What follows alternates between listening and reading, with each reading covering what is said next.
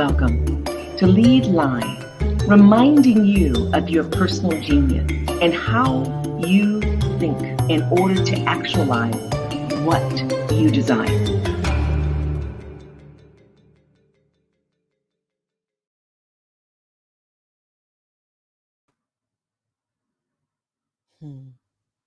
Welcome to Lead Live. My name is Dr. Elnora Webb, and I'm extremely grateful today. And I find that most days I wake up in the spirit of gratitude. And I'm fortunate. Most evenings I go to rest with that same feeling of gratitude. Sometimes it's a conscious thought about what happened or what occurred during the day, a lesson learned, a challenge that I addressed, a problem that I may not have addressed, and yet it's facing me the subsequent days, an opportunity that I was able to share with someone else, an opportunity that someone shared with me. So many reasons to be grateful. And that's what today is really about. We call it honoring lives and spreading gifts. My hope was to have some of my international connections join us live today. For various reasons, they couldn't. Yet some of them shared questions or statements that we'll illuminate later, thanks to Jet, who's working behind the scenes. I want to say that there's all the reason in the world for all of us to find space for gratitude. We may not be able to do it daily. I'm not able to do it daily. Most days, but not always daily. And it's not because I forget, it's because I may be troubled at that moment and unable to get out of my own way to just experience it. Whether we're able to get in our way to leverage it or not, today is about discussing our lives and how we reveal more of who we are that does something that's transformative for a lot of people. Help people understand that they actually can move through what appear to be impenetrable forces and come out on the other end, not just being a survivor, but being someone who's manifested aspects of their own greatness. So when you think about gratitude, I want you to think about mindset. I want you to think about the choice to choose to be grateful for the air that we're able to breathe, for the oxygen we get from trees, from the terrain that we get to look at, the water, the green grass, the mountains, the shores. Being in gratitude leads to some profound results, which we'll talk about in a second. I want you to feel what it means to be in gratitude. What is to be grateful? I want you to recognize that when we're in gratitude, we actually behave a certain way. Our habits are appropriately aligned and they lead to certain kinds of results. Our results when we're in gratitude tend to be synergistic with achievements. That's what I want us to recognize, that we're experiencing a great deal of what we begin by being in gratitude. And there's something I want to reference. And I saw it this morning. A gentleman who I'm LinkedIn with on LinkedIn.com, he sent this out to his network, and I'm among them. And that's part of my gratitude. And it's the word think. And he references T being true, H being helpful, I being inspiring, N asking the question, is it necessary? K, is it kind? That's interesting because when we express gratitude, especially initially, it's a conscious decision to say thank you for something, whether it is a gift of knowledge, gift of things, gift of an experience, or whether it is a sharing with someone else the same. That's still being in gratitude. I'm grateful that I can give. Yesterday, I gave in a way that I didn't give the day before. And tomorrow, I hope to give in a way that I've not given previously. I'm in gratitude. Powerful. Your thinking, your feeling, your habits, your results. Think, feel, behave, experience results. Being in gratitude promotes something that some people take for granted. I don't, because I want to be in that space. It promotes optimism. All of a sudden, I may be experiencing the loss of someone I love dearly, uh, whether I knew them extremely well or even at some superficial level, my heart was had placed them in a special area. And so when they transitioned, when they passed, as we say, I felt loss. Yet what I tend to do is I go to this space of, wow, why do I feel the loss? It's because I'm grateful. What am I grateful for? I'm grateful that that person allowed me to be part of their life, or that individual allowed themselves to be a part of my life. I am in gratitude. And because there was something powerful that affected me, that individual affected me at the heart connection.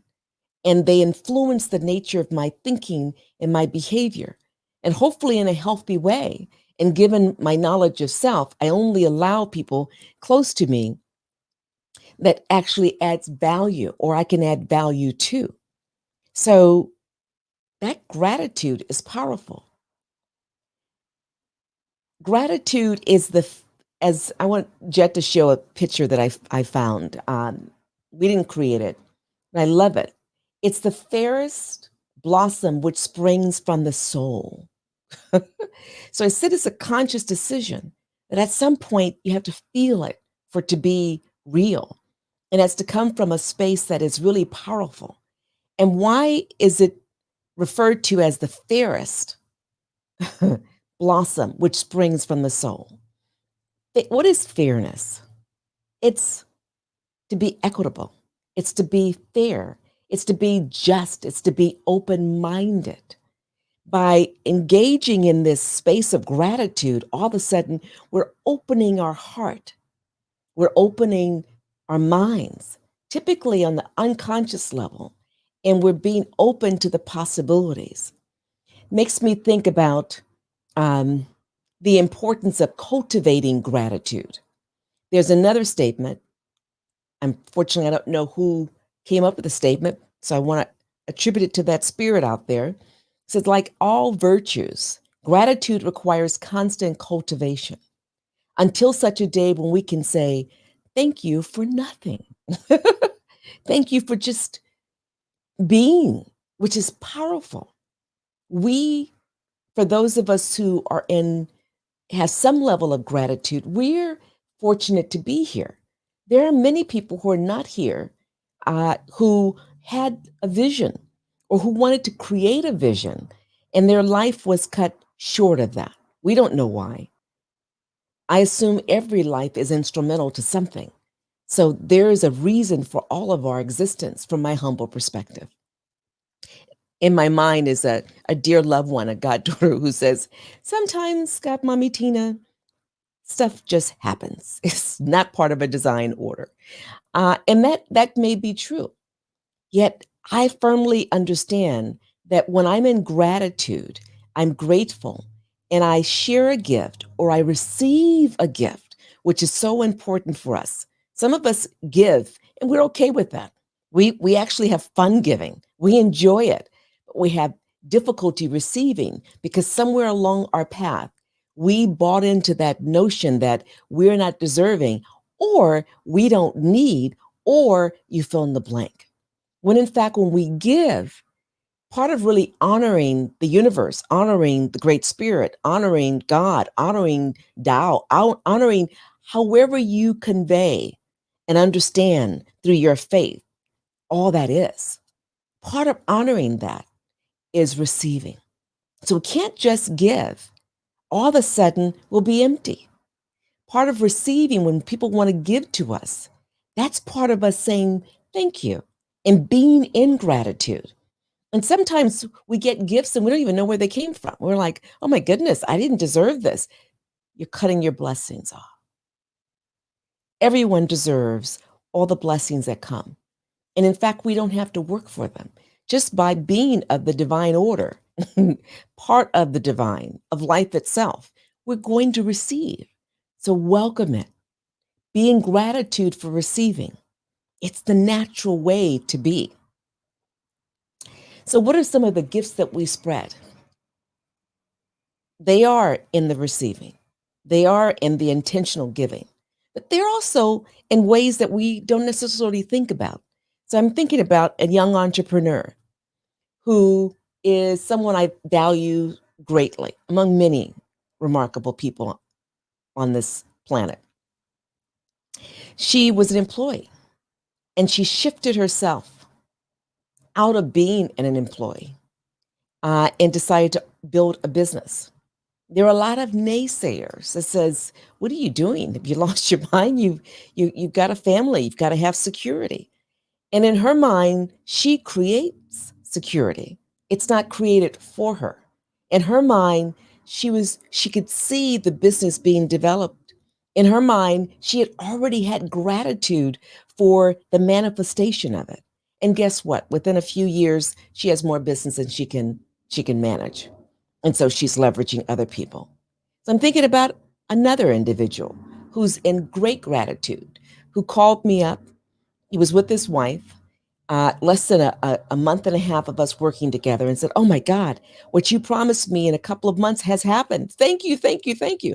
And I said, "You are welcome. I want you to stop, though. I want you to go to the mirror and look at the person in the mirror and say, thank you." Why? Because that person took advantage of the resources that I gave to help him, help him. And in doing so, he didn't only help himself, he helped his wife, he helped his child, he helped his community, he's helping the state because of the nature of his role.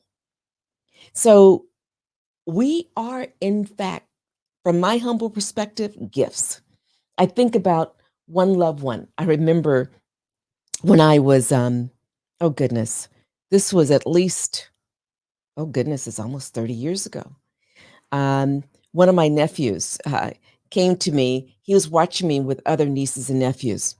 And I don't know why, I won't say his name. He knows who he is. Wonderful, remarkable person. Came to me and was a bit distressed. And I looked at him and I said, "Well, what's going on?" He says, "Everybody's special to you.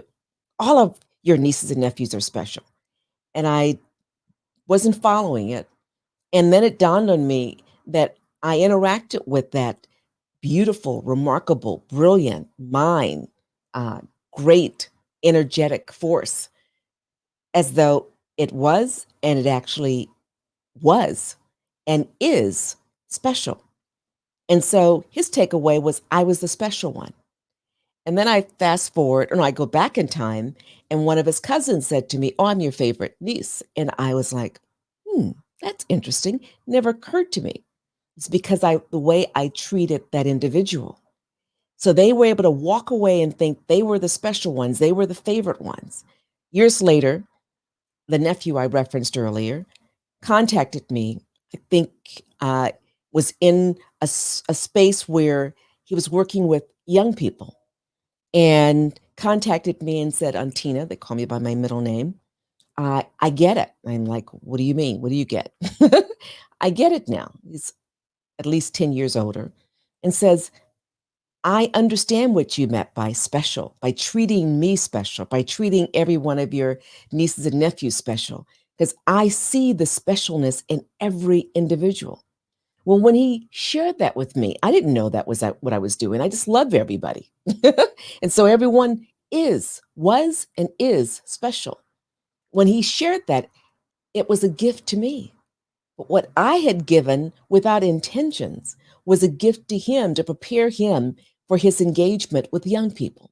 And to be able to see that in every young person, that there's a special aspect, there's a gift, there's a genius, there's something that they don't have to earn, they already embody.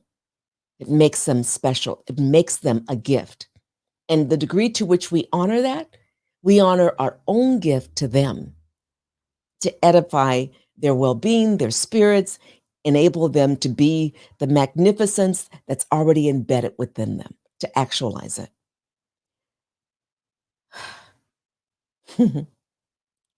We're speaking with someone who is quite brilliant in her very conversational, lay person, unassuming way.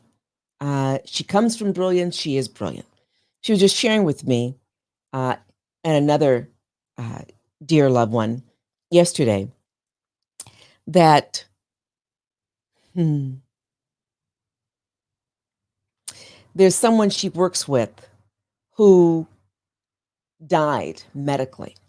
And a number of you have heard this before of people being in a hospital, being on a table, and for whatever reason, there's no more apparent life in them.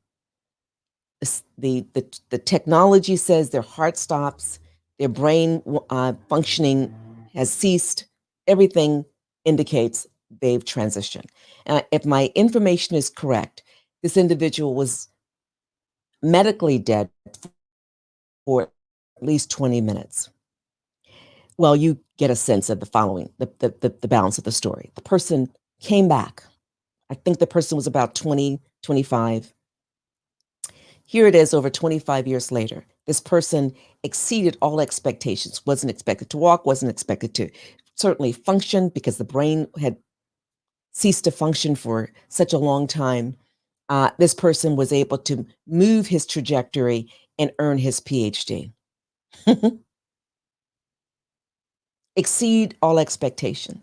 You think he's in gratitude? The guy walks, dances, engages in gratitude. And I think about individuals who have experienced some of the most traumatic things in life um,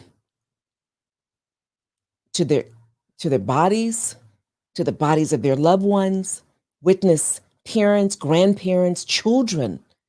Oh goodness, transition, harmful, and then somehow they show up, they still give. In fact, some of them, and I think of one in particular, took advantage of her daughter's foundation that her daughter was going to create and said, I'm going to, and her daughter didn't have a chance to create it because of the ailment that led to her uh, transition. Her mother said, I'm going to make this a major force. And so what has she done? It's now a full-fledged foundation, making a difference in the lives of other young people. That's that powerful gift that that young lady left with her mom, and her mom took that gift and paid it forward. Mom could have just stayed in distress for rational reasons. Will all understood. We would have understood. She chose to take that pain and transform it.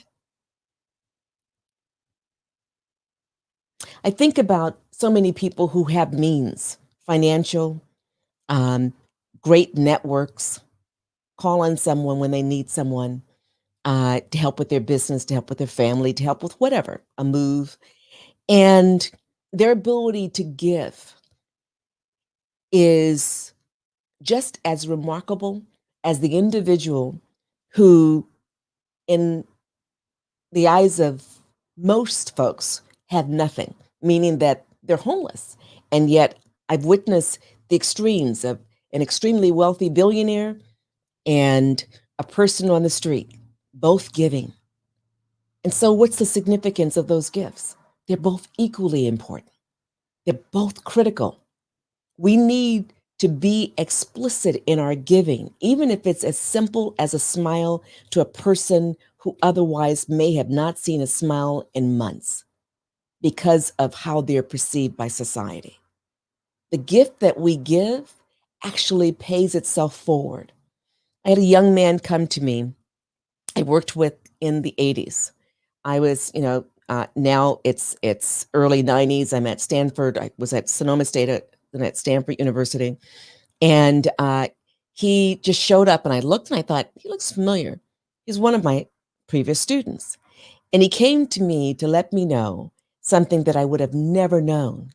And that was that the engagement that he played a part of with a group of very diverse students, primarily Asians, Blacks, Latinos, and a few Native Americans, and even less white students or individuals primarily from European ancestry.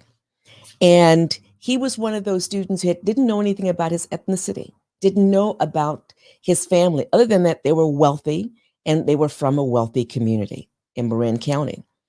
And so all the students were talking about their history, whatever history they may be familiar with. Many of them didn't know their real history beyond two grandparents before. Some of them knew their family history for over 1,000 years, which was remarkable. And it was part of the students understanding the gift that they were and how they can leverage their ancestral culture and understandings to grow further. His response to the exercise was, well, I'm white, I have no culture. And there was quiet in the room of about 45 or 50 students. And that was just one of the sessions, but stick with that one session. Fast forward, he comes to me. I'm at Stanford. He's standing there, this brilliant young man. He graduated successfully, went on to master's program, and he wanted me to know that that particular experience he had transformed his life. Now, here's the deal. He didn't have to share that with me, which was a major gift to me. I was honored that I could influence, even if in a small way. And that's all I try to do, because the ripple effect was more profound than I could have imagined. He was only one person among the many who was touched in a way where he shared that. He went back to his parents who said, we don't talk about history. We just talk about now. We don't talk about finances. You're wealthy. Don't worry about it. That's none of your business. He discovered his ancestry, the good, the bad, kind of the neutral. And it helped him to free himself from the bondage, the chains that he had created for his own life, that he said was imposed by his parents. But as an adult, it was for him to release those chains. So the gift that he got from that work group, not just from me, for the students engaging with him as a peer, as a partner, as a colleague, was profound. We don't always know what those gifts are. We don't even know how they pay forward to others. But when we honor that we are a gift and we're constantly sharing gifts, non-verbally and verbally, we hopefully become more grateful for the nature of our lives and how impactful we truly are. Thank you, John. I appreciate it that you're here along with others. If there's any questions from anyone, please just put them in the chat box or the comment box. I know there were questions in advance, and while Jet, you put up the first question, I want to read something. Grateful people are much more engaged with their environment, says a lot, leading to greater personal growth and self-acceptance. Can't emphasize that enough. We're going to come back to this. And it also leads to stronger feelings of purpose, meaning, and specialness. Remember that word, special? We are all special without exception. And yes, I know there are all these different concerns about if you're special, I can't be special, when in fact that's nonsense. We all have gifts and we're all important. And the degree to which we get there, understand that, we make space for everybody else. There's this notion of finite resources. When we believe there's insufficient, guess what we do? And if we want what's there, We find a way to manipulate, to cajole, to undermine in order to get those few resources. When we recognize there's enough, we don't have to do those things. We actually say, listen, take your time, go. There's enough for me. When in fact, there is enough. There's enough specialness. When we are engaged in gratitude, we are that much closer to real self respect. And I'll come back to that in a second. So, Jet, you put up one of the questions. Please go. I decided what I wanted, expressed gratitude that it was manifesting, went for it, and achieved it. Super excited, pumped, juiced up, and ready for more gratitude. That is one of my connections in Canada. She decided what she wanted. She didn't know how to get there, and that's okay. You don't have to know the how, but you should be clear about what it is that is part of your ultimate vision. And then how do you operationalize it into a goal that's worthy of you? Emphasis on a goal that's worthy of you, not you being worthy of it. It's something that is part of your big dream, not just something that you've done before that you could easily do again. What's the challenge and the fun in that? Okay? So thank you for sharing that. Next comment or a question. I am grateful for so much, yet I continue to strive for more. Is there something wrong with me? No, this is an East Coast colleague. Is there something wrong with me? This person is driven. This person has achieved a great deal. And to say this person brings in millions of dollars a year is minor in the scheme of things in terms of what the person does to impact lives. They chose not to be on here, so I'll leave that confidential until they're a guest. So what's wrong with being inspired and driven? From my humble perspective, being grateful allows space where when you achieve something, you realize, oh my goodness, I achieved that. I can achieve something else. So let me just keep going. I'm alive. The folks I know who are really alive, whether they are 95 years old or they are 3 years old, they are pumped. They are moving. And they may be doing it in a very informal way, because a lot of folks I know are introverts, or they may be doing it in a really out there way where everyone sees them, okay, because they're extreme extroverts. Whatever it is that you are inspired, the degree to which you're in gratitude, guess what? The path is typically is cleared for more, for more, for more gratitude, for more gifts sharing, for more gifts receiving. Next comment or question, Jet. My family is awesome. I love it. I'm so grateful for each one, my mom, dad, grandfather, aunt, sister, wife, daughter, and nephew. Wow. That is beautiful. To be grateful for the family that you have. And whether you have the family that's ideal, just recognize there's a reason for that. Maybe there's struggle that will prepare you for something even grander. And here's the powerful thing. We get to choose our family too. I have members of my family who are extended family. We don't have the same parents, and yet they are in my heart. And I dare anyone question the love that we share because it's irrelevant to other people's perceptions. So I say to you, whoever you love, be in gratitude for the gift they are to you, and be in gratitude for the gift you are to them. Jet, it is hard for me to feel gratitude when I'm losing so much. Hmm. People I love died from COVID. My husband lost his job. We worry about keeping our home, and I'm barely holding on to my job. When I received that and I read it, I just, my eyes, whoa. Jen, I think that's why I felt like I had something in my eye earlier when I said I had to check my eyes. Um, huh. There's so many of us on the planet, in the United States, throughout all continents. on this planet who are suffering, be it because of this major pandemic that is no joke. For those who think this is a joke and are literally in the hospital beds, are wondering why they're in pain, it's not a joke. It's real. Please cover up. Please protect not just you, and you're important, all the folks with whom you interact today, tomorrow, in the future. And then there's other kinds of pandemics where there's food shortages, where there's literally people harming each other. There's always struggle and strife on this planet. Why? Because we create it.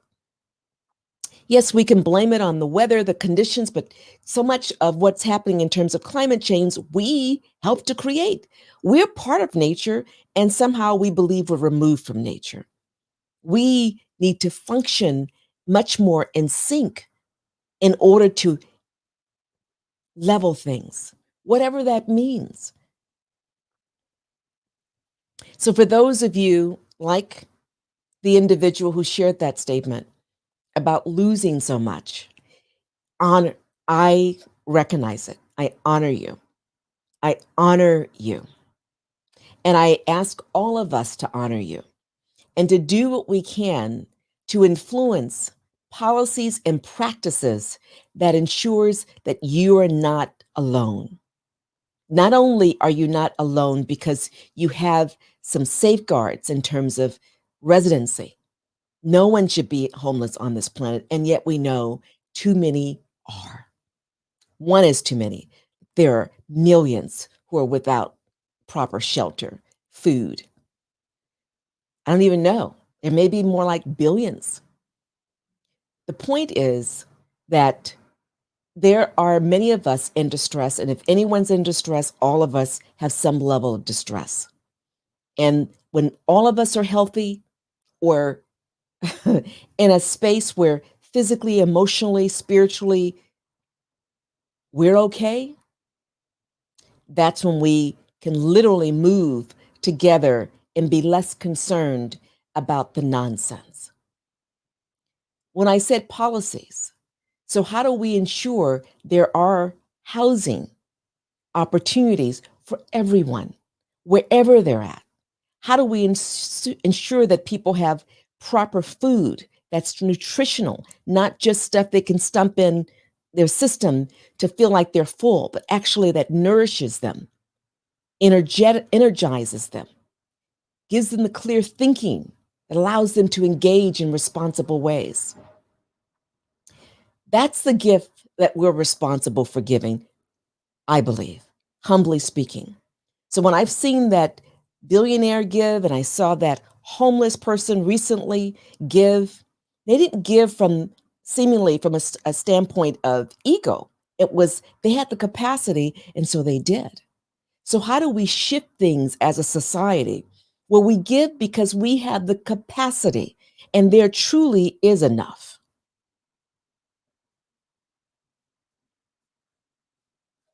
Olive writes, when you get where you always wanted to get, there by hard work and dedication, it's an amazing feeling. So she 100% agrees with what was shared. She always likes to challenge herself to the next level to get closer to her long-term goals. Well, I happen to know Olive, and I know that of her and her significant other.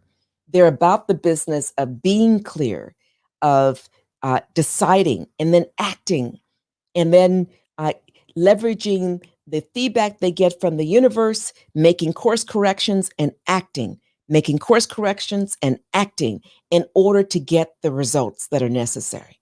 So I say to those of you, like the individual with that last humble, clarifying statement about where she and her husband are, that you get to dream and dream as big as you want. You get to change those circumstances when you want. Yes, it's a struggle. And many of us have been there in different ways, maybe in the same way, where there's uncertainty, where there's fear. Here's the power you have. your husband had, and that is to imagine what you want. It is one of the biggest tool we have as a intellectual faculty, as a cognitive faculty. And that is to imagine. Imagine what you want, not where you've been, where you're at. Imagine big. I know it's hard, and how dare I choose to do this, but I'm going to push you. Imagine. And then begin to allow the universe to give you input. Don't say no to anything. Someone says, I want to give you this. You don't even know why. You're like, how do they know? Do they know what's going on with us? Don't question that. It's not for them to know. It's for the universe to give to you. Receive it and ask yourself, how can you leverage it? And before you know it, your current circumstances will be in the background, no longer relevant. Your new circumstances will be a reflection of your imaginings. Someone has said this much better than I'm going to say it right now. Our history is just that, and it reflects what we did in preparation for that history. What we're experiencing right now is based upon what we focused on, what we imagined years before. What we're going to experience tomorrow and the years ahead, if we're so fortunate, will be based upon our imaginings now. Lynn Marie says there is a small food pantry at 1909 73rd Avenue in East Oakland, 94621. And the phone number is 510-569-6369. Free Thanksgiving food and groceries are available till 3 p.m. today. Thank you so much, Lynn.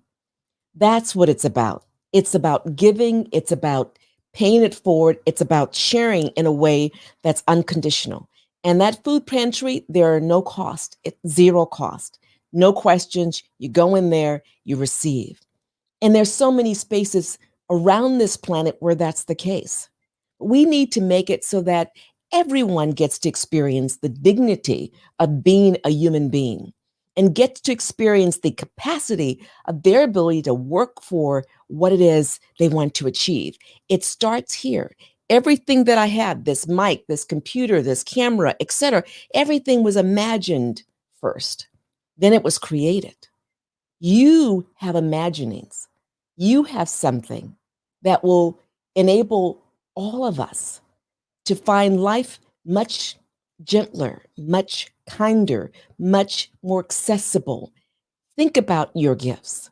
Be ready and just go for it. And even if you don't know what you don't know, that's really the power in the journey. It's not trying to come up with all the details, because you're going to miss your blessings on the path to just waiting for things to be perfect. Another question, Jet. Where does gratitude come from during this desperate time or any time?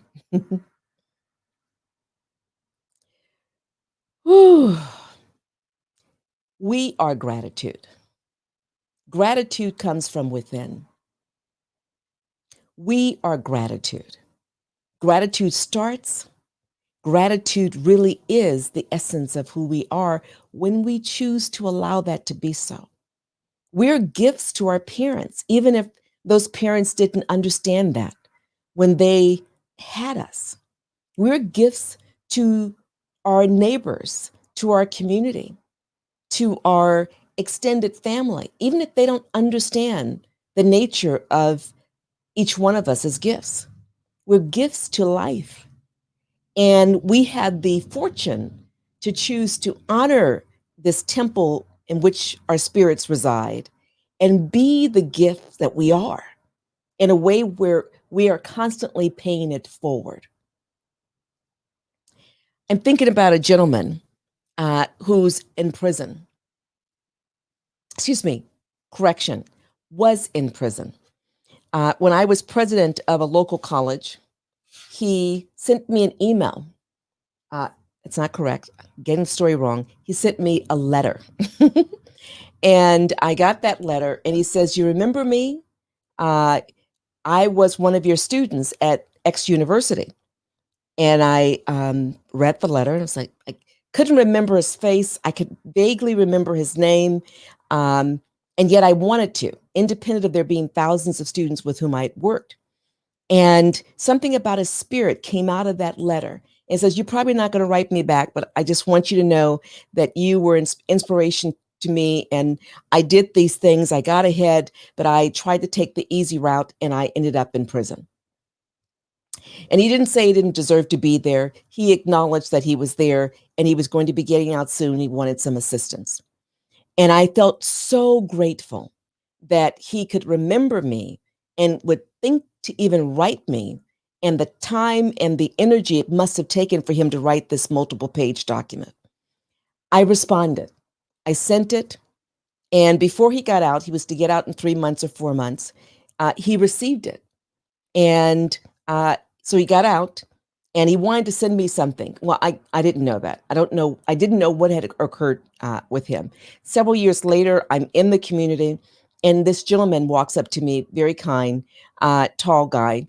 And he says, "You remember me?" And I said, "Not really, but your energy feels like I know you." He says, "Yeah, I was the one who wrote you in prison. And I want you to know that I am so grateful that you responded. I didn't expect you to respond because people don't respond to us, those of us who are in prison." And I was so humble. The rest of the story gets better because he chose to take care of business and he's choosing to take care of business in a way that edifies his spirit, honors his capacity, and ensures that he's an example for other young people and adults. Yet, what it did was remind me that we're gifts. However, we engage, whether it's a letter to someone who's in prison, whether it is stopping to pay tribute to a group by investing dollars, they don't even know I did it, in their campaign to help the community. It really is not about the self, ultimately. When you give, it's about the giving. But the power is in the universe reaction to the self. We get more so that we can give more, that we can give more. And before we know it, we're flanked with all this abundance. And we're like, my goodness, look at my life. And that's what I want us to remember. The capacity to give is not based upon the assets you have. It is from within. You can give a smile, it doesn't cost anything. You can lend an ear to understand. Someone just needs to vent. You can actually lend a hand when someone's trying to pick something up. I think about Olive. She has a great example. I won't use her example because she's going to be on the show soon. But she helped someone, not thinking anything of it, walk across the street, an elderly woman, and then it had a powerful impact later on. She'll share that. The point is, we don't give unconditionally, literally means give in the way that Lynn indicated. Here's a food pantry. Take advantage of what we have to offer. Do not be without because there's resources available. Because we care. Why do we care? Because for me, I'll personalize it. I fundamentally believe that I'm part of nature. And because I understand that for me, I just assume it for everybody else. I may be wrong for you. And that I'm part of nature. I'm part of you. You're part of me. The degree to which you're healthy, I am literally healthier. So call that selfish. Fine. One of my brothers, Paul, and I say that clearly. Fine. We're selfish. We want everyone to be well, to be in their best frame of mind, to understand their capacity because everyone creates the conditions that we experience. Everyone contributes to the conditions that we experience. The degree to which we're all healthy, the conditions are healthier. Simple. Not that big of a deal. The degree to which we focus, we imagine, we engage, we create. Not that big of a deal. And yet it seems to be a big deal to have a light, to have a series of books that I've read that are all over my place from many people. And there's more for me to read.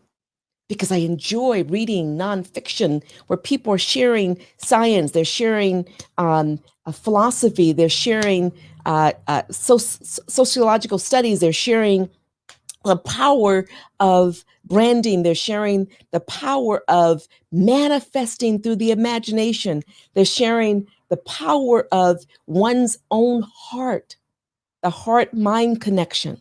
There are so many studies now on the power of the heart to transform everything that one is experiencing, because there's more energetic forces, there's more, um, uh, uh, uh, what do you call it? Uh, uh, I can't even use the right scientific terms. I'm at a loss for it right now. Someone in the viewing audience knows what I want to say, but you can't say it right now.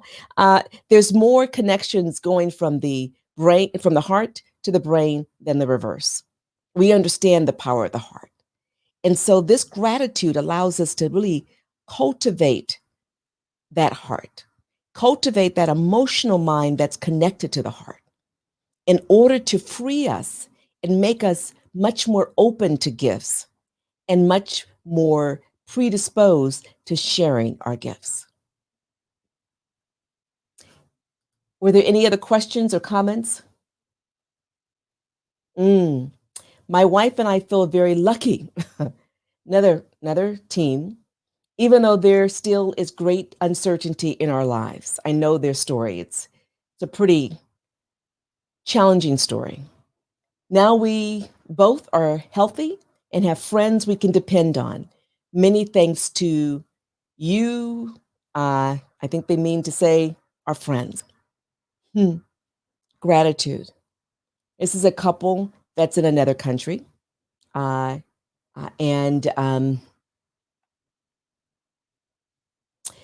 the circumstances there are a bit dire. And yet they're able to literally recognize their friends and how their friends have been there for them and release them of a lot of the concerns that they would otherwise have, whether it's shelter, whether it's food, whether it's certainty in terms of being safe for a number of reasons, which we won't get into. Friends, family, people we don't know, whether they're that highly resourced person in terms of things or under-resourced person in terms of things, all of us have gifts to share, and we benefit from receiving the gifts that are shared with us in order to constantly restore, nourish, restore, nourish. I think that the moment that we stop being in gratitude, it's akin to stop growing. And I think the essence of human life is about growth. And without that gratitude, I wonder if we're really living. Are there any other comments, Jet? Gratitude, gratitude, gratitude for all things in my life, the good, the bad, the misunderstood, preparing me for something more awesome than I know. This is from a remarkable business owner, too. Yeah. Gratitude, gratitude, gratitude. There's something I'd like to read. And if there's other comments, please just share them. Thank you, Jet. I wrote this a couple of years ago, and I want to read it because it's so appropriate now. It was a special holiday greeting to family, friends, and other loved ones, and included colleagues. And some people I have met, and yet I've leveraged their resources. So it says, my deepest gratitude to you, each of you, for adding remarkable value to life in support of yourselves, your families, and others. In diverse ways, you ensure that we are stronger and more thoughtful beings with greater opportunities to thrive. Together, our positive impact is immeasurable, yet we still have much more to do to to fill the many gaps that persist, affecting equity of opportunities and the overall well being of humanity. My deepest gratitude to you for choosing to do your part, for caring, supporting, and loving in unconditional ways. Yours, Elnora Tina. Yes, Jane writes, gratitude in small things daily. It's interesting. If you were here, Jane, I'd ask you the question, what does that mean? Because I have a vision of what you're talking about. So if you want to add to that comment, please do, because I think that's a powerful statement.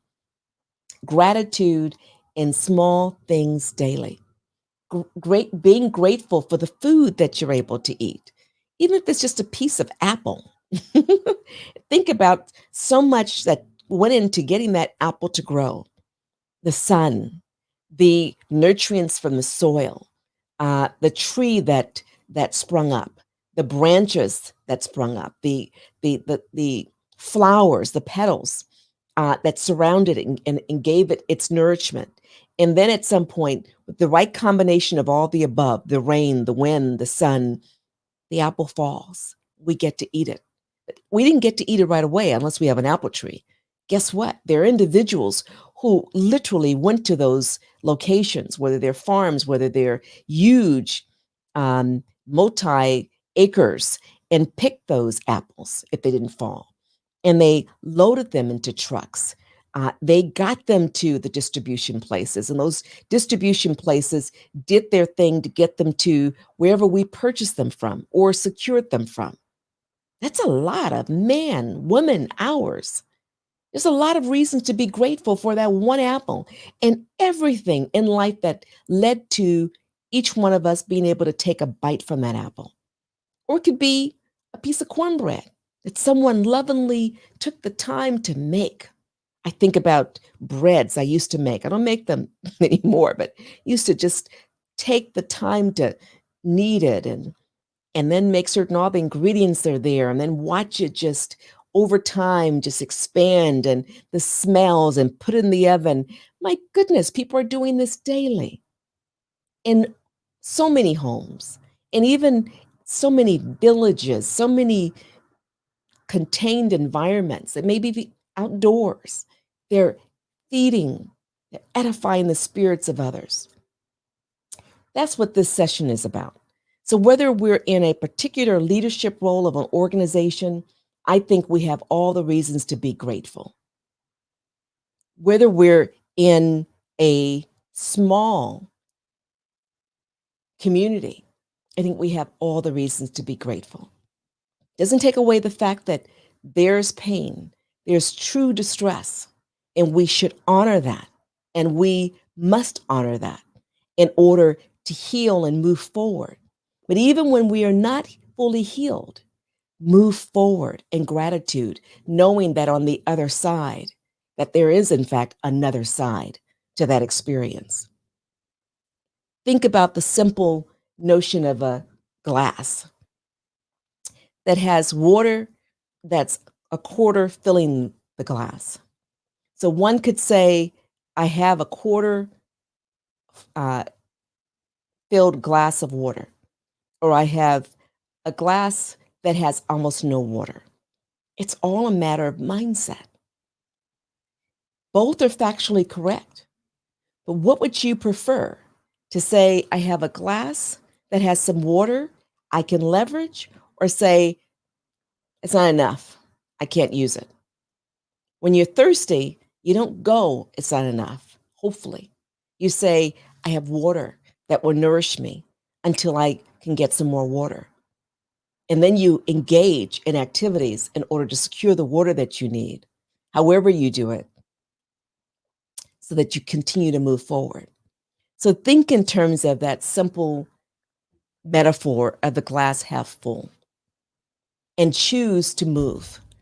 And when Jane writes gratitude in small things daily, whether it's food, whether it's shelter, whether it's clothing, whether it's that child, whether it is that husband, whether it is that sister or that mother, or that individual who brings nourishment to the environment, edifies with dance, with singing, with musical instruments, however it's done, honor it.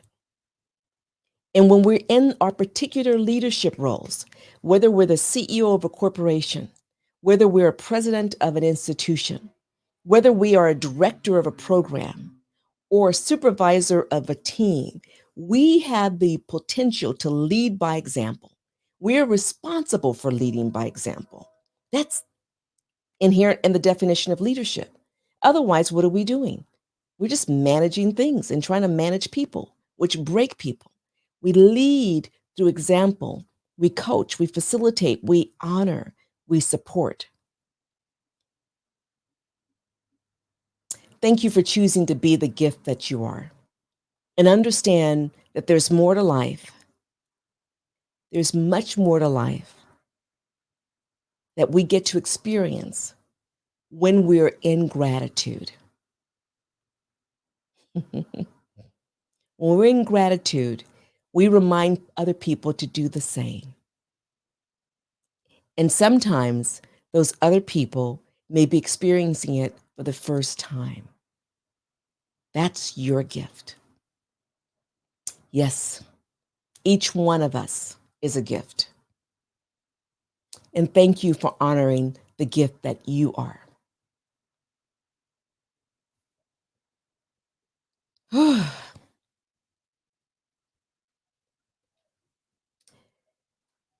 Next week, we have two individuals whose story I actually shared a little bit today. Tomoko and Olive. I've known Tomoko quite a long time, and I've just met Olive this year, and it feels like I've known her for a lifetime. And that may be so. They will be joining us to talk about the 5 F's. Yes, tune in to figure out what those 5 F's are. I think some of you already know. I think Jane knows what those 5 F's are. They're powerful. In fact, they're preconditions to real wealth. So I hope to see you.